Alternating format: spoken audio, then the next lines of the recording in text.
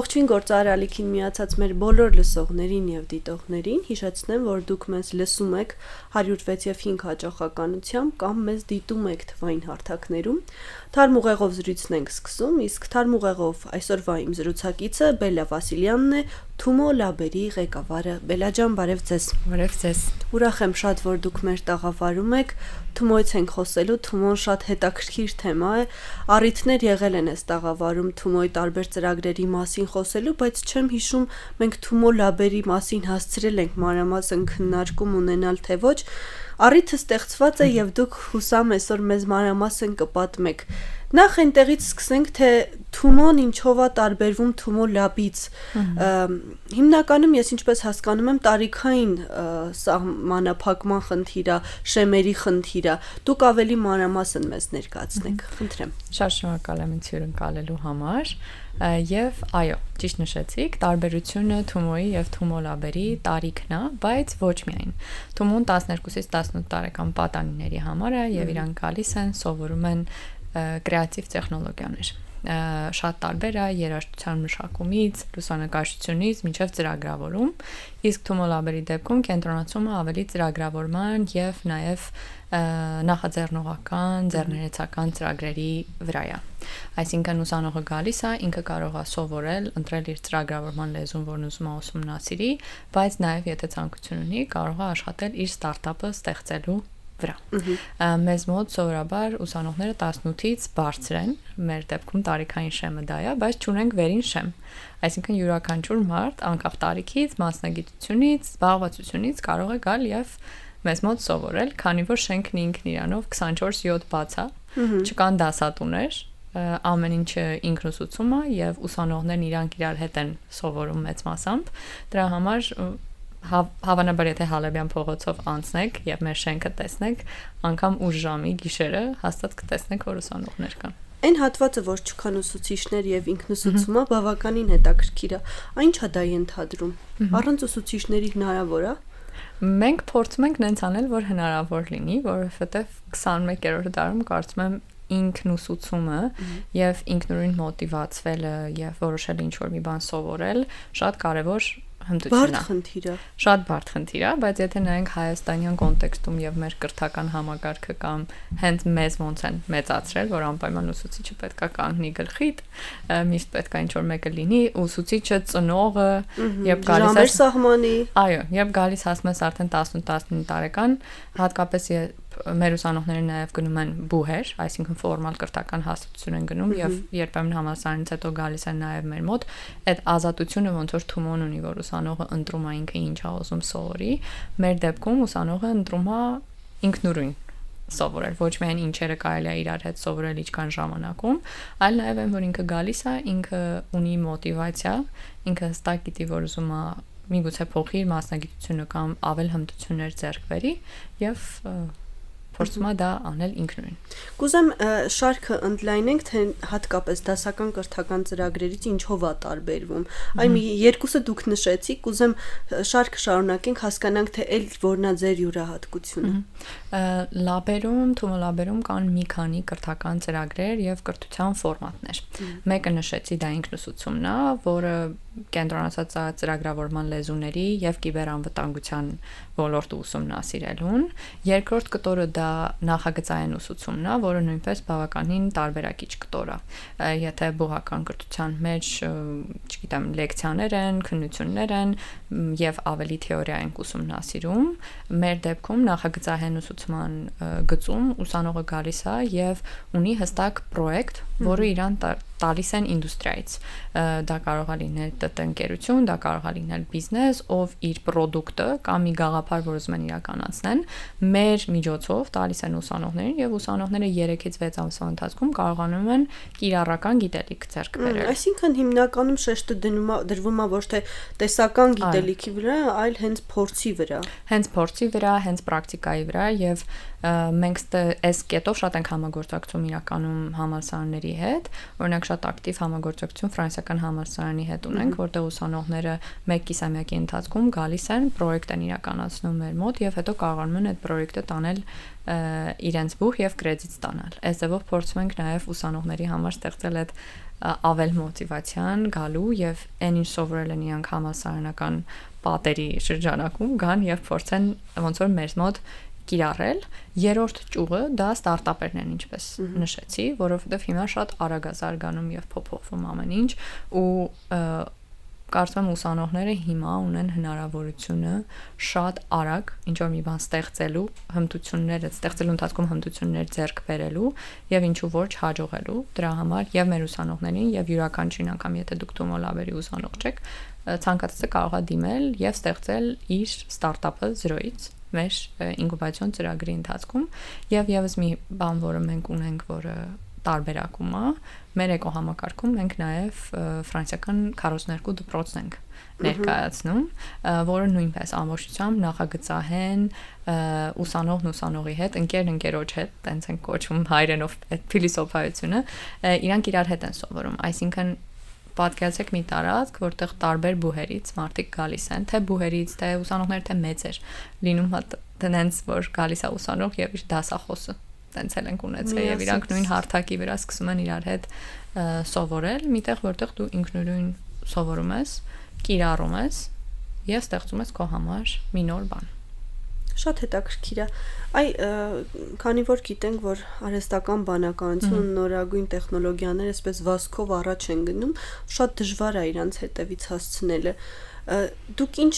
մեթոդներ եք կիրառում, որպեսզի դա ներդրված լինի եւ արդյոք ներդնում եք ամեն դեպքում արհեստական բանականության կիրառումը, ինչ նշանակություն եք տալիս ու որքանով է կարեւոր այսօր արհեստական բանականության լեզուն ճիշտ հասկանալը, իր հետ աշխատելը, դարը ինչ է պահանջում մեզնից։ Ճիշտ ասած վերջերս շատ եմ մտածում այն ուղղությամբ, թե ինչ հետաքրքիր ձևով է զարգանում եւ ինչ բումեր ենք մենք ունենում մեր էկոհամակարգում մի քանի տարին մեկ։ Մի քանի տարի առաջ կարող է հիշեք sense նախագծերի կառավարման մեթոդաբանություններն էր, որ բոլորը մի նոր մեթոդով շատ ակտիվ խոսում, ամեն անգամ վաու եւ հիմա կարծում եմ հիմա չէ արդեն քանի տարի է արհեստական բանականությունն է, քանի որ Թումո լաբերում մենք աշխատում ենք այն սեգմենտի հետ, որտեղ ուսանողը սովորում է եւ հետո պետք է աշխատաշուկա գնա իրանց հմտությունները շատ կարևոր են մեր համար։ Ասել, որ ուղղակի սովորեցնում ենք ծրագրավորման լեզու եւ խոր ինժեներական մտածողություն, հիմա էլ արդեն բավարար չի։ Շատ կարևոր է, որ մարդիկ իրանց մտածողությունը փոխեն եւ սկսեն աշխատել արհեստական բանականության հետ։ Գիտելիքի ֆորմատն էլ է որպես այդպեսին փոխվել։ Եթե չգիտեմ 5 տարի առաջ կարևոր էր թե դու ինչ գիտելիք ունես, հիմա գիտելիքը ինձ մա հավասարվել է երևի կարողություններին եւ հմտություններին հենց արհեստական բանականության հետ եւ արագությանը ադապտացվելուն շատ արագ ոնց որ ոչ թե վերապրոֆիլավորվելուն, այլ ուղղակի բաց լինելուն այդ փոփոխությանը եւ ադապտացվելուն, սովորելուն, կիրառելուն արհեստական բանականությունը։ Մենք տարիներ շարունակ Թումոն թինեյջերների համար տարիներ շարունակ մենք էլ վերջին մի 2 տարին այդ նախագծահեն կտորը որ նշեցի շատ ենք ունեցել պրոյեկտներ, որոնք կիրառել են արհեստական բանականությունը, բայց ավելի խորքային մասնագիտական տեսանկյունից, այսինքն հենց ծրագրավորման տեսանկյունից։ Իսկ այն ինչ նշեցի, հմտություններ եւ յուրաքանչյուր մասնագիտության մեջ արհեստական բանականությունը կիրառելը մի բան է, որ նոր ենք սկսել մեզ մոտ եւ վերջին 2 ամիսն է, ինչ մեկնարկել ենք մի նոր ծրագիր, որը կոչվում է AI on Ramp, եթե փորձեմ իրան թարգմանեմ, դա ավելի շատ փիլիսոփայություն է, ճանապարհ ուղի դեպի արհեստական բանականությունը քո ոլորտում ներդնելու եւ կիրառելուն, որովհետեւ հիմա ես դուք կարևոր չի ինչ մասնագիտություն ունենք, իմանալ թե ոնց մեր գործը հեշտացնել եւ ավելի օպտիմալ սարքել, երևի թե ամենակարևոր բանը կլինի, որ կարող ենք հիմա անել։ Ժամանակի խնայողություն, ստեղծագործականությունը ավելի շատ շեշտը դնենք դրա վրա, իսկ մնացած հարցերը տանք արհեստական բանականությանը։ Եվ սա մի նոր ֆորմատ է, որ մենք սկսեցինք, որտեղ շեշտը ծրագրավորման վրա չի, այլ հմտությունների ձեռքբերման շատ ավելի լայն հասարակության համար, որ անկախ նրանից հաշվապահ ես, մարդկային ռեսուրսների ղեկավար ես, կարևոր չի մասնագիտությունդ, իմանաս թե ոնց ճիշտ կիրառես գործիքները քո աշխատանքում եւ լինես արդեն կրթված արհեստական բանականության տարում։ Մի քանի տարբեր կետեր նշեցիք, թե ինչու են գալիս, ինչ կարող են սովորել ձեզ մոտ, բայց հետաքրքիր է հատկապես ինչի համար են գալիս Թումո եւ Թումո Labs։ Գալիս են առաջին բանը, որ ասում են, ինչն է, փորձն է, թե միջավայրն է, ինչն է ձգում իրենց։ Ինձ թվում է Թումոյում էլ, Թումո Lab-երում էլ պատասխանը երևի թե նույնը կլինի։ Օրինակ Թումո ուսանողները գալիս են եւ լրիվ ուրիշ միջավայր է իրանց համար, քան դպրոցում։ Իրանք ունեն եւ ինքնուրույն լինելու եւ նաեւ ուրիշ երեխեքի հետ շփվելու հնարավորություն, եւ Թումոն ինքը միջավայր է, այսինքն դու չես կարող իրան տնից սովորես, տան միջավայրը եւ Թումոյի միջավայրը այլ է։ Նույնը մեր մոտ է, որտեվ ինքը ոնց որ լինի տարածք, որտեղ եթե դու սովորում ես ԵՊՀ-ում, կարող է չշփվեիր կամ չունենայր ընկերական շրջապատ մեկ այլ համալսարանից, կամ միգուցե կարող է չունենայր ընկերական շրջապատ շատ ավելի ավագ սերնդից, իսկ ստեղ տեղա, որտեղ Թումո Lab-երը մի տեղ է, որտեղ ուսանողները հավաքվում են, շփվում են, իրար հետ միասին են սովորում, կոտրում են այդ կարծրատիպերը, կոտրում են կարծրատիպերը ու սա մի բան է, որ տարիներ շարունակ ուսանողների հետ շփվելիս լսել ենք, այսինքն իրանք ոչ միայն գալիս են այդ գիտելիքի համար, այլ networking ասվածի համար, որովհետև շփվում են, հասկանում են մարդիկ իրենց կարիերայում ուրիշները ինչ են անում, ոնց են սովորում, էլ ինչ կարելի է անել, որովհետև բացի այս կրթական ծրագրերը մատուցելուց, մենք փորձում ենք մեր կենտրոն հրավիրել տարբեր ոլորտի ներկայացուցիչների, ուսանողների հետ շփվելու, իրանց խոսելու, ներկայացնելու կարիերայի հնարավորություններ, ինչ ընդհանրապես ոլորտում կատարվում, այն ինչ մենք տրամադրում ենք եւ այն ինչ կատարվում է մեր շենքի ներսում, հասանելի է մեր բոլոր ուսանողներին։ Այսինքն այստեղ ոչ միայն ուսանողական համայնքի հասանելիություններ իրանք ունենում, այլ նաեւ շատ հնարավորությունների եւ ծանոթություններ ձեռք բերելու, որը կարող է այլ պայմաններում մի փոքր ավելի երկար տևեր։ Ինձ մա միջավայրը շատ sense առանձնահատուկ դեր է խաղում եւ Թումոյի եւ Թումո Lab-երի դեպքում։ Եթե կրթությունից հետո, հատկապես համալսարանական կրթությունից հետո արդեն բանը հասնում է աշխատանք գտնելուն, փնտրելուն ու գտնելուն, երբ այդ շեմի վրա արդեն կանգնում են, ակնհայտ է լինում յուրաքանչյուր համալսարանից դուրս եկող ուսանող ունի իր առանձնահատկությունները, տարբերությունները, իր գիտելիքների բազան, այդ շարքում Թումոն ավարտած ուսանողը ինչ է առաջարկում աշխատաշուկային, եկեք նախ այդտեղից սկսենք, ոչ թե ինչ կարող է նախ աշխատաշուկան իրեն առաջարկել, այլ Թումոյից գնացող ինչ կարող է տալ աշխատաշուկային։ Եթե վերադառնանք այդ դեպքում 12-ից 18 տարեկանների խմբին, 2 տարի առաջ Թումոն շատ մեծ ուսումնասիրություններ կատարել, թե ինչ ազդեցություն եւ ինչ փոփոխություն է ունեցել երիտասարդների կյանքում եւ դա արվել էր անկախ կազմակերպության կողմից միջազգային ու շատ հստակ երևում էր տոկոսային արդյունքներով 70%-ից բարձր արդյունք ուսանողների հաջողելու, աշխատանք գտնելու, շատ ավելի խորացած մաթեմատիկայի գիտելիքներ, ցանկությունը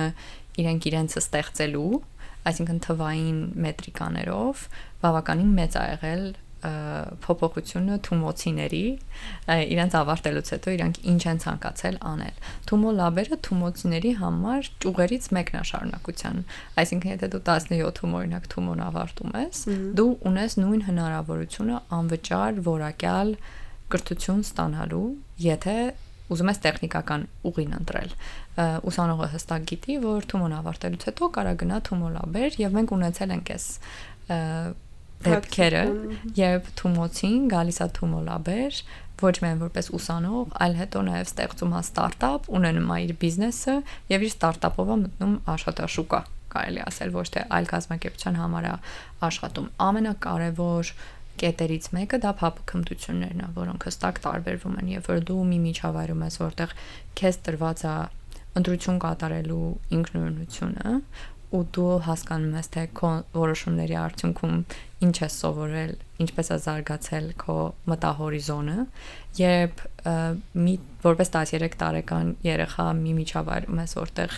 Google-ից եւ Pixar-ից մասնագետները գալիս են եւ քեզ ինչ-որ մի բան են սովորեցնում, ու կարևոր չի դու Հայաստանում որ կետում ես ապրում, այդ երևի ամենակարևոր կետն է հենց Թումոյի դեպքում, որ քո մտահորիզոնն ու մտածելակերպը լրիվ այլ է, դու բաց ես հնարավորությունների։ Քանի որ կներեք, որ ընդհատում եմ, քանի որ մենք գիտենք, որ Հայաստանը այդ իմաստով շատ փակ երկիր է, նաև մենք մեր մենթալիտետով, արդյոք ձեր ուսանողները չեն ձգտում դեպի դուրս գնալ։ Այ մենք այդ խնդիրը միշտ ունեցել ենք, լավ ուսանողները, որակյալ գիտելիքներով ուսանողները միշտ ձգտում են դուրս, որովհետև հնարավորությունները մեծ են, այդ ազատությունը ավելի շատ է, երևի ավելի համապատասխան է ձեր ձևաչափին։ Ինչ եք անում, որ դա այդպես չլինի։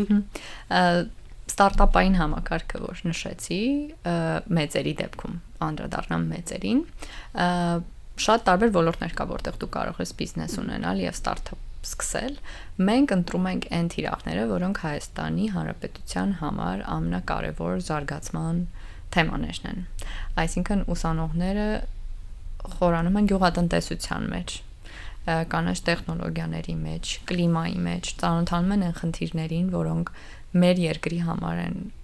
կարևոր, գնում են, շփվում են գյուղացու հետ։ Մենք մի 2 տարի շարունակ հենց գյուղատնտեսության ոլորտում ծրագրեր իրականացրեցինք, որտեղ մարդիկ ովքեր լրիվ ընդհանրապես կապ չունեին ոլորտի հետ եւ ուղղակի ծրագրավորող էին ու ձեր նշածեվով այն մարդով տենց պայծառահմտություններ ունի կարևորոշի գնալ,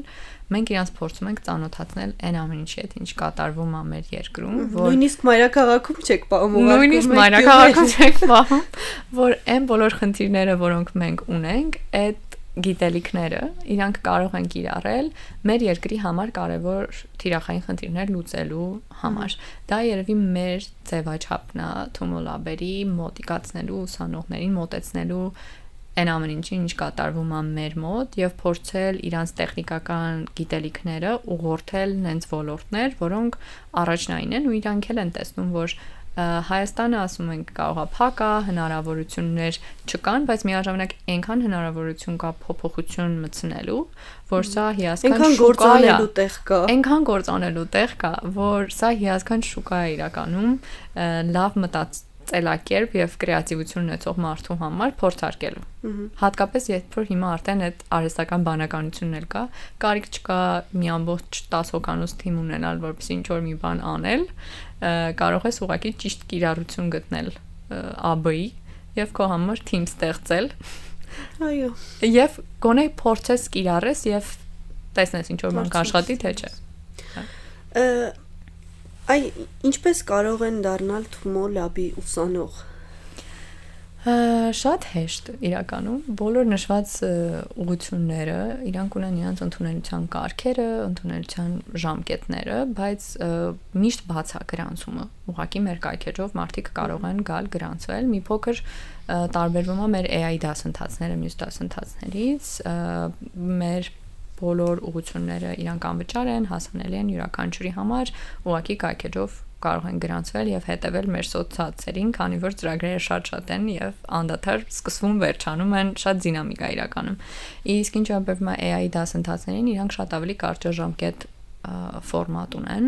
որովհետեւ նախատեսված են մարդկանց համար, ովքեր իրենց մասնագիտության մեջ ուզում են ԱԲ ներդնեն եւ մենք հասկանում ենք, որ դա մարդիկ են, ովքեր կարող է շատ ժամանակ չունեն եւ հստակ նպատակներ ունեն ու իրանք մի քիչ ավելի այլ ֆորմատ ունեն 2 շաբաթից մինչեւ 6 շաբաթ տևողություն ունեն հստակ տրեյնինգային ֆորմատա մասնագետի հետ միասին միակ ծրագիրն է որտեղ ոչ միայն ինքնուսուցում կա այլ նաեւ կա մեկը ով ձեզ ուղղորդում է եւ իր ֆորմատը մի փոքր այլ է հաշվի առնելով որ այն ամեն ինչն ինչ Թումո լաբերը տրամադրում են հասանելի են բոլորին եւ անվճար են մեր ծրագրերի շարունակականությունը ապահովելու համար մենք AI-ի ծրագրերը արդեն վճարովի հիմունքներով ենք բացել բայց կան տարբեր ոնց որ կրթաթոշակներ նույնպես եւ ուսանողները կարող են մեր կայքեջում նույնպես ծանոթանալ եւ դիմել իրանք շատ հաճախ ենք բացում նոր դասընթացներ ու կարծում եմ յուրաքանչյուր մասնագիտության մարդ երբ ասում եմ ուսանող իմ համար ուսանողը յուրաքանչյուր տարիքի մարդն է ով մեր մոտ սովորում է այս պահին ամենամեծ տարիքի ուսանող կհիշեք այս պահին կդժվարանամ ասեմ բայց ունեցել ենք 80 տարեկան նույնիսկ այո ինչ էր սովորում Python ծրագրավորման լեզվով էր հետաքրքրված իրոք չկա տարիքային սահմանափակում հատկապես մարդիկ ովքեր ժամանակին սովորել են միգուցե եւ ծրագրավորում ու հիմա գալիս են միտեղ, որտեղ կա այդ բոլոր նոր համակարգիչներ, միջավայր երիտասարդների հետ շփվելու, իրանց դա շատ հետաքրքիր է լինում։ Երբ ասում եմ տարիքային սահմանափակում չկա, իրոք չկա, եթե ցանկությունը լինի, ամեն ինչ հասանելի է բոլորի համար։ Ուղղակի պետքա ֆիզիկապես գալ մեր տարածք եւ հետ չմնալ այն դինամիկ աշխարհից, որը հիմա կա։ Այն կարծրատիպն կա, այդ տարիքային սահմանափակումը, չէ, եթե օրինակ 30+ ես կամ 40+ ես, էլ ինչ նոր մասնագիտություն, այն ինչ որ ստացել ես, դե բավական է, չնայած կարծես թե այսօր այդ տենդենսը մի քիչ փոխվում է, բայց ամեն դեպքում ձեր տպավորությամբ ոնց է փոխվում ու ձեր միջավայրը ոնց է նպաստում դրան։ Ովքեր են գալիս այսօր Թումոլաբ ու արդյոք իրենք երբևէ զգում են այդ տարիքային սահմանափակումը, թե ամեն դեպքում հատկապես ընտանիքներում իրենց համոզում են, մոտիվացնում են, որ գնան, սովորեն նոր կրթություն, նոր փորձ, ինչպես է դա ձեր աչքի առաջ տեղի ունենում։ Շատ հետաքրքիր է իրականում տեսնել մարդկանց, ովքեր ունեն ընտանիքներ, ունեն երեխաներ, ունեն իրենց հիմնական աշխատանքը եւ ովքեր այդ ամենի հետ միասին իրենց խոստանում են գալ եւ սովորել մեր մոտ։ Մենք վերջերս մեր ուսանողներից մեկի հետ էինք խոսում եւ իրականում լուսաբանել էինք իր պատմությունը, ով ունի փոքր բիզնես, ընտանեկան բիզնես, որտեղ երկու փոքր երեխաներ են ներգրաված, օգնում են, ինքը կինը թիմ է դառնում ընտանիքը։ Այո, ընտանիքը թիմ է եւ ինքը նաեւ միաժամանակ մեզ մոտ գալիս է մեր ինքնուսուցման դասընթացներին, որովհետեւ շատ կարեւոր է ինքը ուզում է նոր մասնագիտություն ձեռք բերի եւ այդ մասնագիտությունը նույնպես փորձի կիրառել եւ ուղղորդել դեպի իրանց ընտանեկան բիզնեսը, այսինքն մենք ամեն օր տեսնում ենք ուսանողների, բուհերի, ովքեր գալիս են ուզում են կիրառական գիտելիք ձեռք բերեն եւ տեսնում ենք մարդկանց, ովքեր ընդհանրապես չունեն որևէ կարծրատիպ, չեն մտնում որևէ կարծրատիպերի մեջ, չունեն որևէ խոչընդոտներ, եթե իրանց մտքին տեղ լինի, անպայման կարաս անես, երևի դա է մեր առօրյան, որտեվ ես չի ասի, որ մենք առնչվել ենք մարդկանց հետ, ովքեր գալիս են եւ համոզված չեն, որ եթե իրանք 35 տարեկան են, ուրեմն դեռ պետք է սովորեն։ Արդեն որոշումով են գալիս։ Ուրիշ է, երբ դու գալիս ես եւ համոզված ես արդյոք ծրագրավորումը քոնն է, թե չէ։ Այստեղ դա էլ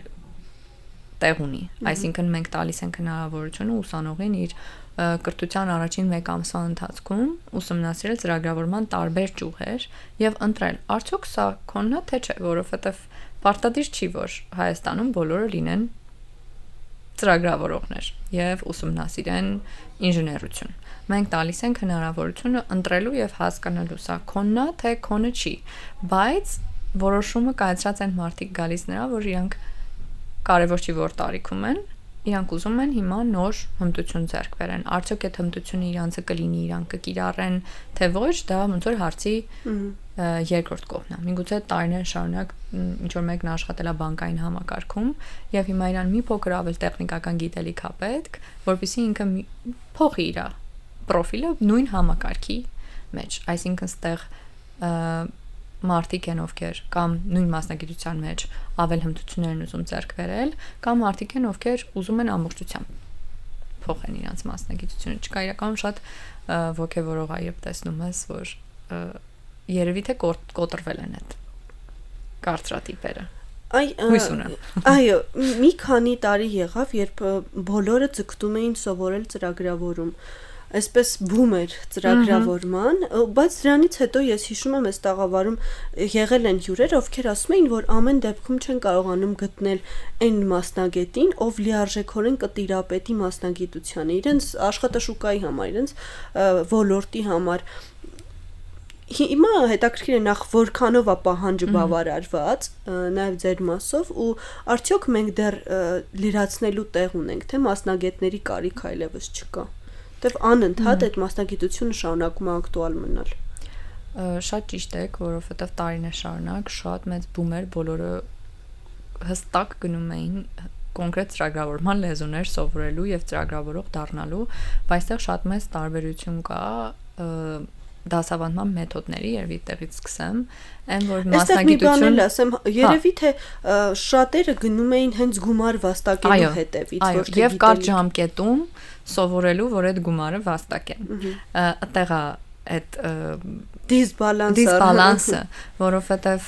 այո, դու կարաս ինչ-որ արագ հմտություն ձեռք բերես եւ դա միգուցե կարճաժամկետ քեզ բերի շատ ավելի կարող էր բերել կարճաժամկետ շատ ավելի բարձր վարձատրության, բայց խորքային գիտելիքներ ձեռք բերելու համար 3-4 ամսվա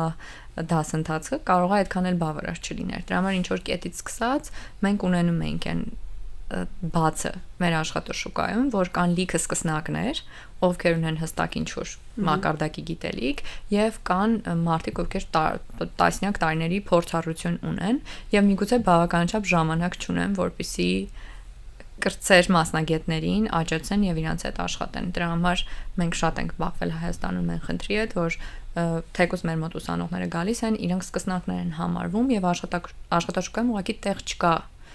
սկսնակների համար, որովհետև բոլորը հստակ ուզում են ընդունել աշխատանքի մարդկանց, ովքեր եւ տեխնիկական գիտելիքներ ունեն, եւ փափուկ հմտություններ ունեն, առանց այդ հնարավորությունը իրանց տալու էքսպերիմենտներ անելու եւ աճելու, այսինքն այստեղ երկակի խնդիր է եւ շուկան ինչա տրամադրում, կրթական հաստատությունը ինչա տրամադրում եւ շուկան նաեւ ինչա պահանջում, բայց այստեղ